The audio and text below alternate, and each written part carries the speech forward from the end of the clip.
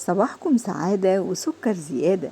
النهاردة هنعمل وصفة لذيذة جدا، مش هتاخد معاكي وقت خالص ولا مجهود، في 5 دقايق هتخلصيها. وبعد كده مدة التسوية زي ما انتوا شايفين شوية بسكوت كده اخر جمال. هنعمل بكوبايتين من الدقيق كمية بسكوت محترمة جدا تكفي أولادنا وتنفعهم في اللانش بوكس للمدرسة بدل ما تشتروا البسكوت من بره. كمان هنعمله ب3 أطعمة مختلفة، هنعمله بالفانيليا وبالقرفة وبطعم الشوكولاتة أو بطعم النسكافيه على شوكولاتة، حاجة كده طعمها حلو جدا. وكوبايتين من دقيق وبيضة واحدة، يعني الموضوع سهل وبسيط. كمان مش هنستخدم قطعات معينة، أي حاجة موجودة عندك في البيت تقدري تشكلي بيها البسكوت بتاعك النهاردة، حتى لو بمضرب يدوي زي ما انتوا شايفين كده، أو بالتابس بتاع الكريم شانتيه، أو حتى بالشوكة أو بالبصامة. اي حاجة متوفرة عندك، او طبعا باي قطاعة لو موجودة عندك. شكلي التشكيل اللي يناسبك وعلى حسب القطاعات، او لو مفيش قطاعات باي حاجة موجودة في بيتك. زي ما انتوا شايفين كده، شايفين شكل البصامة. البسكوتات اللي بالبصامة دي طالعة على فكرة حلوة جدا. عايزة اقول لكم كمان شكلها يمكن احلى من الكحك بتاع العيد من جمالها، ولا طعمها ما اقولكوش على الجمال. تعالوا بقى نبتدي ونشوف الطريقة والمقادير علشان ما اطولش اكتر من كده. مبدئيا كده المقادير بدرجة حرارة الغرفة. معايا هنا كوباية الا ربع من الزبدة. طبعا تقدري لو ما فيش زبدة تستبدليها بالسمنة، بس السمنة لازم تكون بدرجة حرارة التلاجة، يعني تكون متجمدة شوية. هنحط عليها نفس المعيار، كوباية الا ربع من السكر البودرة. تمام كده. وعلى فكرة انا هكتب لكم كل المقادير بالكوباية وبالجرام وكمان بالمعلقة في صندوق الوصف، يعني انا مش حرمكم من اي حاجة. تمام كده. ضربت بقى الزبدة مع السكر البودرة ضربا كده مربحا، يعني حلو كده، لحد ما حسيت ان اداني قوام كريمي وخفيف معانا واللون افتح. بعد كده هنزل ببضاية بدرجة حرارة الغرفة، ومعاها طبعا الفانيليا بتاعتها، الانتيم بتاعها البيض يعني فانيليا. تمام كده. هبتدي بقى شغالة انا بالمضرب، لما بحط مكون ببتدي اضرب شوية لحد ما يتجانس. البيضة لما تختفي معانا خلاص هوقف ضرب، وهنعمل او هنظبط المواد الجافة. عندي هنا كوبايتين من الدقيق، نفس المعيار اللي عايرنا بيه السكر وعايرنا بيه الزبدة هو اللي عايرنا بيه الدقيق. تمام كده. نزلت عليهم بمعلقتين من النشا، وكمان عندنا معلقة صغيرة من البيكنج باودر، وحطيت رشة من الملح. هقلب المكونات الجافة دي كلها مع بعض. وطبعا عايزة اقول لكم ان الدقيق كنت نخلاه قبل ما اصور الفيديو علشان ما اطولش عليكم. بنزل بالتدريج بالدقيق على المواد السائلة اللي احنا لسه عاملينها، وهبتدي اقلب كده بالمضرب او بالسباتيولا باي حاجة عندك. قلبي كده لحد ما الدقيق يختفي، وانزلي بالتدريج لحد ما تخلصي الكمية اللي معاكي كلها. ليه بقى نزلنا بالتدريج؟ لان احنا الدقيق بتاعنا حاطين فيه معلقتين كبار من النشا، وممكن فجأة تبقي مش محتاجة كل كمية الدقيق دي، يا تقل معاكي معلقة او معلقتين، يا تنقص معاكي معلقة او معلقتين، فعلى حسب ما هتلمي معاكي العجينة، على حسب ما هتزودي بالتدريج الدقيق. بعد كده هقسم العجينة ل3 أطعم مختلفة، تقدري تخليها زي ما هي كده بالفانيليا، أو تخليها بالشوكولاتة، أو تخليها بالقرفة. بس أنا حبيت إن أنا أعمل لكم 3 أطعمة مختلفة علشان يبقى في متناول الجميع، تعملي اللي انت عايزاه بالأطعم اللي انت حباها.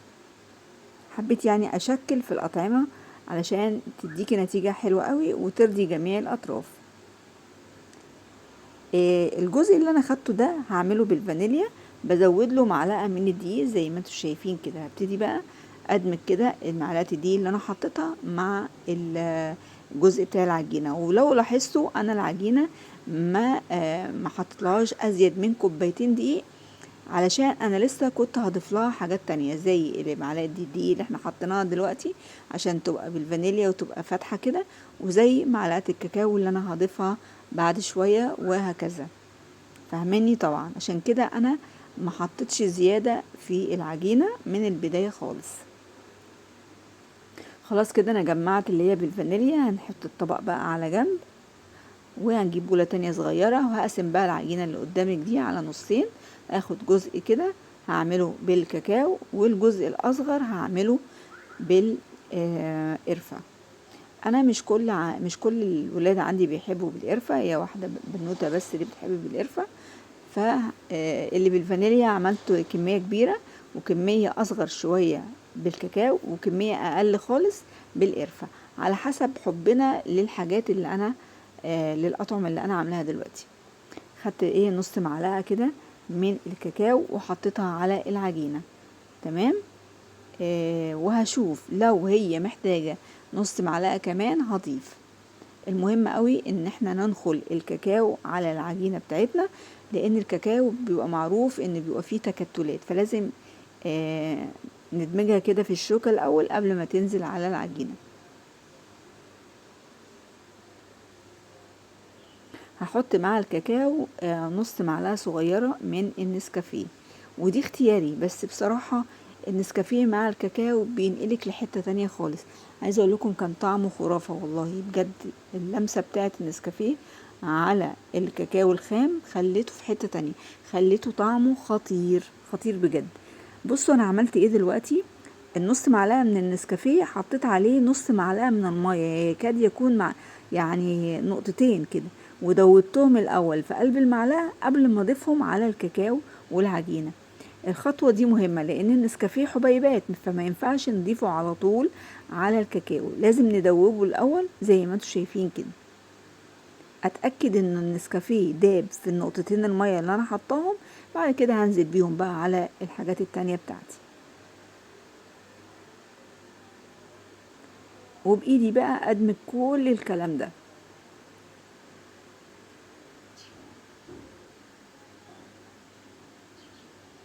طبعا انتوا شايفين الصورة بتتكلم، بدمج بقى الكاكاو مع النسكافيه مع العجينة بتاعتنا، وعايزة اقولك كان طعمه خطير يا جماعة، حلو جدا واقتصادي جدا وهش وبيدوب في البق وفي سنة قرمشة. هتشوفوا في الاخر النتيجة حكاية بجد.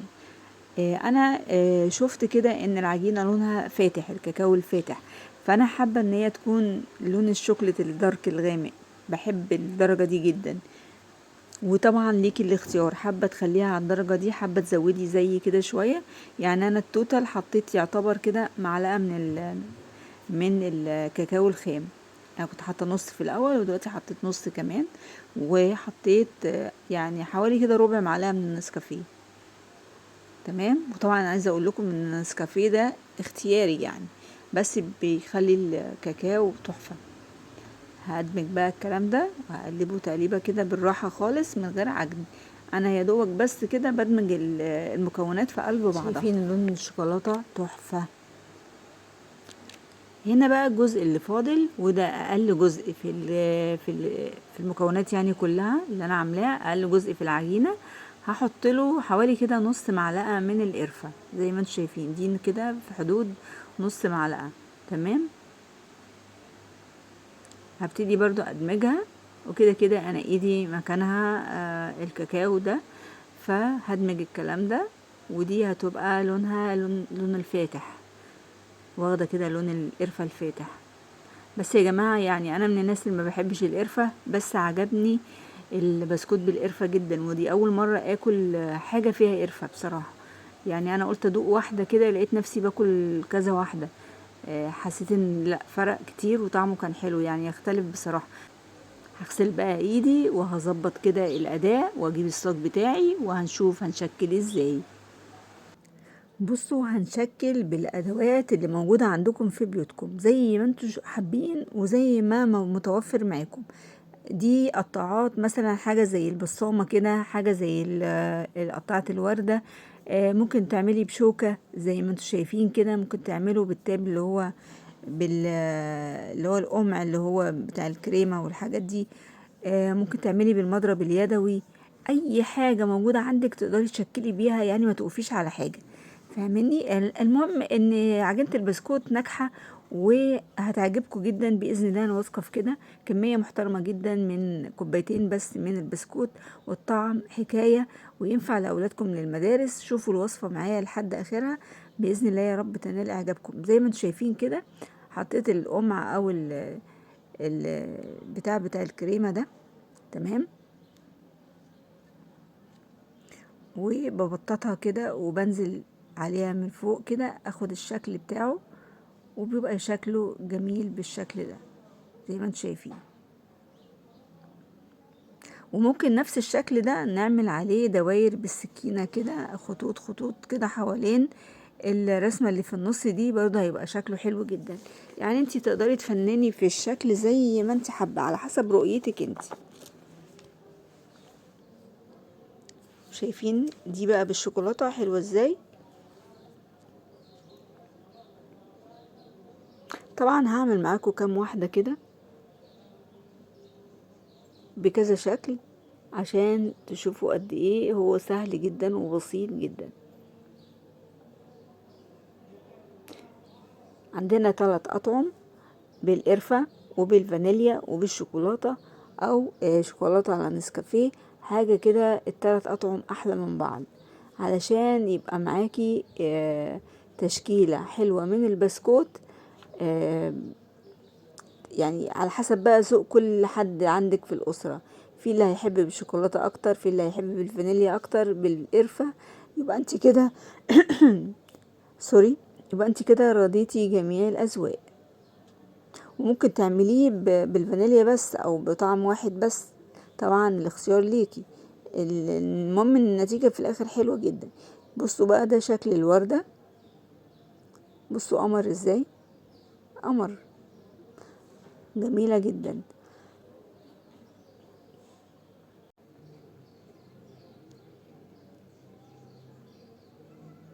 شوفوا التشكيل معايا، التشكيل حلو جدا. ولو يعني هتتخنقوا او تملوا او حاجة، انا مسرعة الفيديو على فكرة، تقدروا انتوا برضو تجروا. يعني المهم ان انتوا خدتوا الفايدة من ورا الفيديو ده.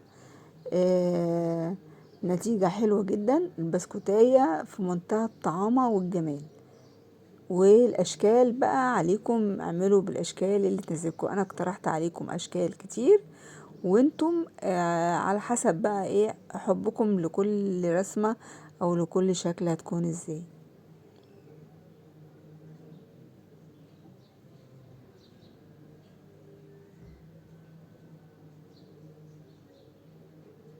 شايفين البصامة بقى؟ انا عايزة اقول لكم احلى شكل عجبني في كل ده البصامة، كانت مريحة نفسيا كده، شكلها حلو قوي. والبسكوتات طالعة على القوام بتاعها مظبوط جدا، السمك طالع، ولا هو مليان ولا هو خفيف رفيع، طالع مظبوط جدا. والرسومات على فكرة اللي انا رسمتها دي كلها او الاشكال دي كلها علشان احنا ظابطين المقادير بتاعتنا كويس قوي. مفيش حاجة مثلا رسمة مش باينة زي البصامة او غيرها. لا، كل الرسومات كانت واضحة وكانت باينة زي ما دخلت الفرن زي ما طلعت من الفرن، بشكلها الجميل اللي انتوا هتشوفوه دلوقتي في اخر الفيديو بعد شوية. يعني ولا فرشت معانا ولا الرسمة راحت منها. ده دليل على ان العجينة مظبوطة جدا، مقاديرها مظبوطة جدا. اعمليها على بركة الله، هتعجب ولادك جدا جدا، وتقدري تضاعفي الكمية زي ما انت حابة. يعني الكمية دي انا عاملة 2 كوباية من الدقيق، تقدري تخليهم 4 كوبايات من الدقيق، 1.5 كوباية من الزبدة، 1.5 كوباية من السكر، وهكذا. يعني ضعف المقادير هتطلع لك كمية كبيرة جدا محترمة كده، تقضيكي فترة انتي وولادك. تنفع للفطار، ينفع ياخدوها في اللانش بوكس، زي ما بقولك كده، حاجة كده في منتهى الطعامة.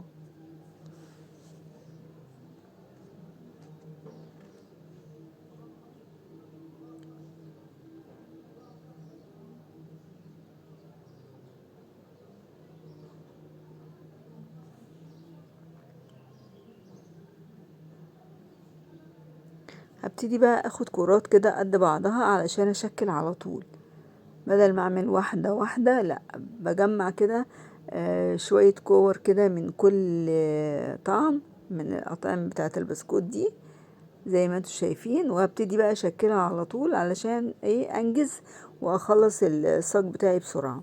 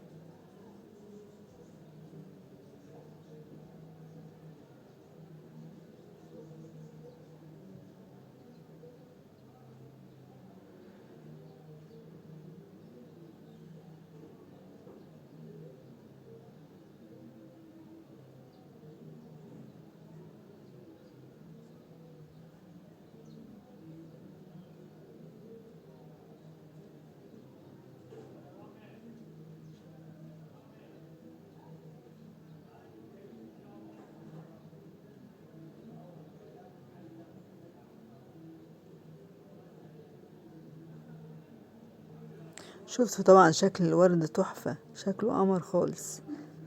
بقى كده معانا شكل القمع او التابس الصغير ده بتاع الكريمة، وبقى معانا شكل البسطامة وشكل الوردة، ولسه هنعمل شكل المضرب اليدوي، وهنعمل شكل الشوكة. يعني تقدري تعملي اشكال كتير بحاجات موجودة في بيتك. وشايفين طبعا بسم الله ما شاء الله اللهم بارك، يعني الصاج شكله يفتح النفس. العجينة دي يا جماعة، عجينة البسكوت دي حكاية. تقدروا تعملوها كمان في المناسبات، وتقدروا تعملوها في رمضان ان شاء الله عشان تاكلوا منها على العيد الكبير. وبتتعمل زي ما انتم شايفين كده بأطعم مختلفة. ينفع كمان نعملها بجوز الهند، ينفع نعملها بحاجات كتير. يعني تقدري تشكلي فيها بكذا طعم، بالنسكافيه، بالقهوة، حاجة كده بصراحة جميلة جميلة جميلة، ونتيجتها مضمونة جدا. عجبت كل اللي أكل منها. شايفين بعمل بالمضرب اليدوي الشكل سهل أوي أوي أوي. ببرم القطعة من العجين على ايدي، وبنزل على بالمضرب كده اليدوي من فوق الوش كده زي ما انتم شايفين في الصورة كده. شايفين طبعا الشكل بسم الله ما شاء الله. وعايزه اقول لكم دخلت الفرن وطلعت بنفس الشكل، ولا فرشت ولا اللون الالوان مثلا افتحت عن المنظر اللي هي داخله بيه، ولا الرسمه راحت ولا اي حاجه من دي. زي ما دخلت، زي ما انتوا عاملينها كده بنفس الجمال والشكل ده زي ما طلعت من الفرن. علشان احنا مش حاطين بيكنج باودر غير يدوبك حاجه بسيطه، وظابطين كل المقادير بتاعتنا. يعني هتعملي الوصفة دي وانتي مطمنة خالص.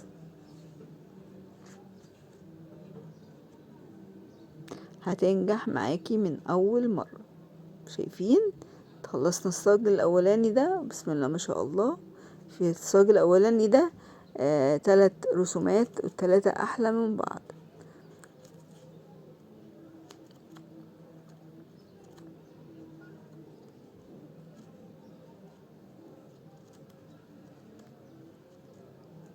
تعالوا بقى نعمل مع بعض شكل الشوكة.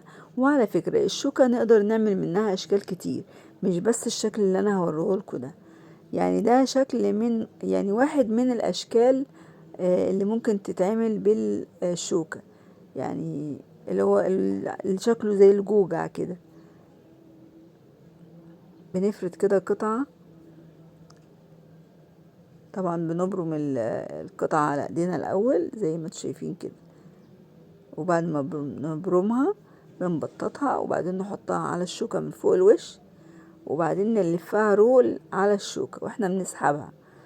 شايفين بتاخد الشكل بتاع الشوكة ده، بتبقى عاملة زي الجوجع كده.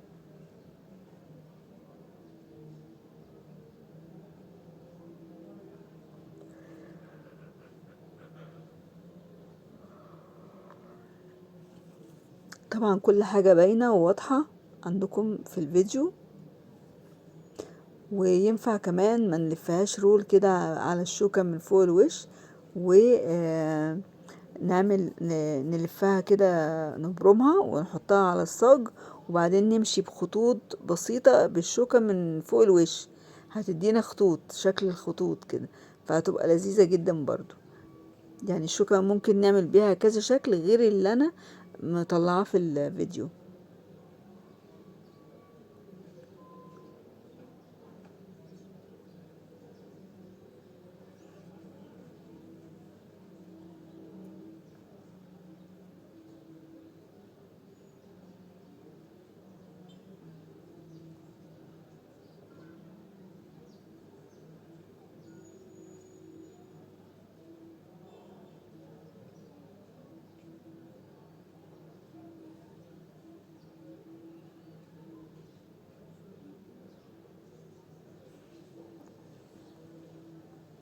طبعا خلصت الصاج التاني زي ما انتم شايفين، وخلصت كل الاشكال الحلوة بالثلاث اطعم المختلفة.